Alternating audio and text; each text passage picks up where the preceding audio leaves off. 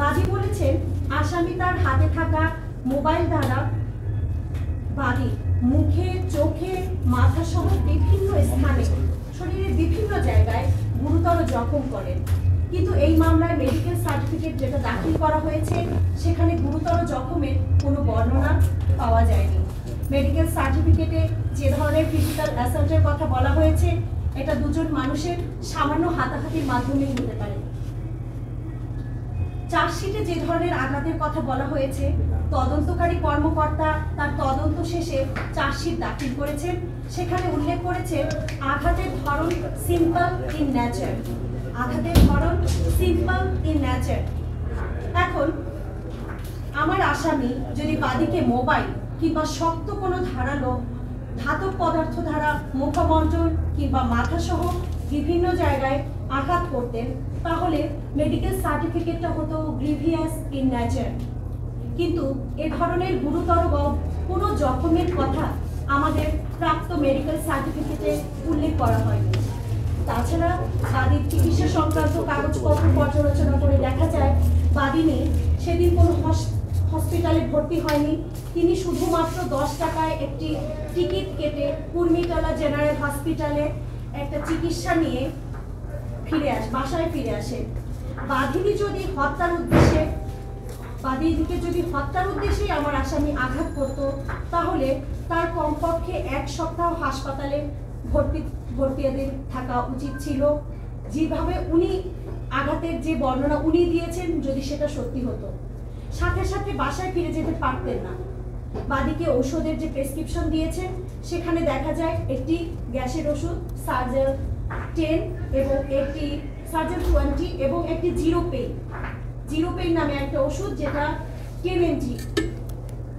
বেধড়ক মারপিটের কথা যেটা বলা হয়েছে আপনাদের কি মনে হয় শুধুমাত্র একটা গ্যাসের ওষুধ আর একটা জিরো পেইন দিয়ে হালকা একটা আমার আসামি আমাকে বলেছেন যে হ্যাঁ আপু আমাদের কথা কাটাকাটি হয়েছে, হয়নি তেমন না, কথা কাটাকাটি হয়েছে, ও আমাকে অ্যাসাল্ট করেছে আমিও করেছি, কিন্তু আলটিমেটলি ও আমার অ্যাসাল্টের ইসে গিয়ে একটা লাইভ করলো, সেখানে কোনো রক্তপাতের ঘটনা আমরা দেখিনি। বেধড়ক মারপিটের কথা বলা হয়েছে প্রকাশ্য রাস্তায় বাদিনীকে মামুন ফেলে বাদিনীকে মারধর করেছে এবং গলা টিপে ধরেছে। আচ্ছা তাহলে আসি, তাহলে বেধড়ক মারপিটের যে অভিযোগ সত্য হলে চিকিৎসা প্রক্রিয়া, জখমের ধরন এবং প্রেসক্রাইবড ওষুধ ভিন্ন ধরনের হতো। এতে সহজেই বোঝা যায় বাদিনী অতিরঞ্জিত করে মিথ্যা কল্পকাহিনী সাজিয়ে মামলার অভিযোগ দায়ের করেন। তদন্তে যে অভিযোগ প্রাথমিকভাবে প্রমাণিত হয়েছে তা পেনাল কোডের 323 ধারার অভিযোগ। ফৌজদারি বিচার ব্যবস্থায় পেনাল কোডের এই 323 ধারার অভিযোগটি একটি পেটি অফেন্স হিসেবে আমরা জানি।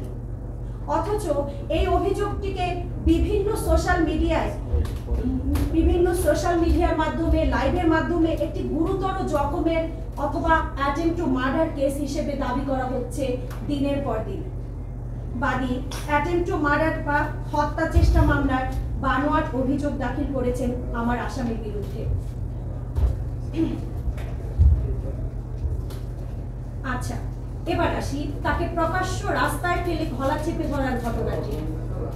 বাদী দীর্ঘদিন যাবৎ সোশ্যাল মিডিয়ায় মামলার এই অভিযোগ করছেন তাকে বিভিন্ন কিভাবে হয়েছিল কি হয়েছিল, কিন্তু খেয়াল করে দেখবেন সে কোথাও কিন্তু একবারের জন্য বিন্দু মাত্র সে উল্লেখ করেনি গলা চেপে ধরার ঘটনাটি। এতে বোঝা যায় কোথাও বলেনি। আমরা লাইভগুলো দেখেছি, হ্যাঁ এক্স্যাক্টলি, তো আমরা দেখেছি মামলার এজাহারে কিন্তু গলা টিপে ধরার বিষয়টি লিখেছে। তাহলে যদি ওনার এটাই হতো, আর আবার আরেকটা কথা, গলা টিপে ধরলে সেটাও কিন্তু মেডিকেল সার্টিফিকেট হতো, কারণ গলা টিপে ধরলে সেই যে একটা স্ক্র্যাচ, একটা গলা একটা দাগ, ন্যূনতম একটা দাগ থাকবে, একটা স্ক্র্যাচ থাকবে, সেই ধরনের কোনো নমুনাও কিন্তু মেডিকেল সার্টিফিকেটে ছিল না বা ইনজুরি সার্টিফিকেটে ছিল না। তাহলে আমরা ক্লিয়ার হলাম উনি অতিরঞ্জিত করে মামুনকে একটা মিথ্যাভাবে ফাঁসানোর জন্যই গলা টিপে ধরার ঘটনাটি দেখিয়েছেন ও তার অভিযোগে।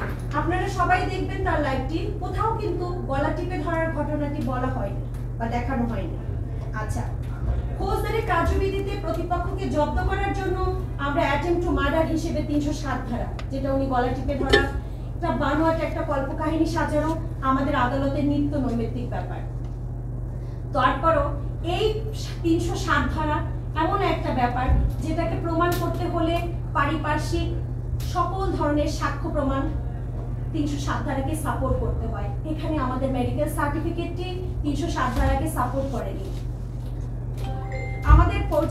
আমাদের যে ফৌজদারি বিচার ব্যবস্থা আছে, অভিযোগ সন্দেহের ঊর্ধ্বে প্রমাণ করতে হয়। যেহেতু বাদীর এই মামলায় অতিরঞ্জিত এবং বানোয়াট তথ্য সংযোজন করা হয়েছে, সেহেতু স্বাভাবিকভাবে অভিযোগের বিষয়ে সন্দেহের সৃষ্টি হয়েছে।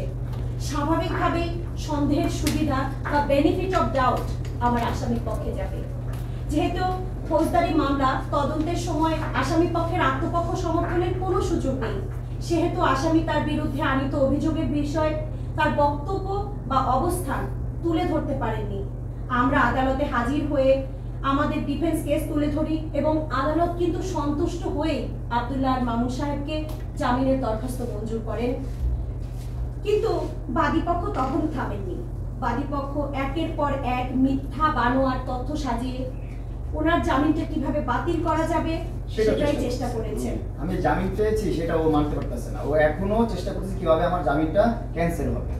মামলাটি যেহেতু এখনো বিচারাধীন, সাক্ষ্য প্রমাণ শেষ হলে আদালত চূড়ান্ত রায় প্রদান করবে।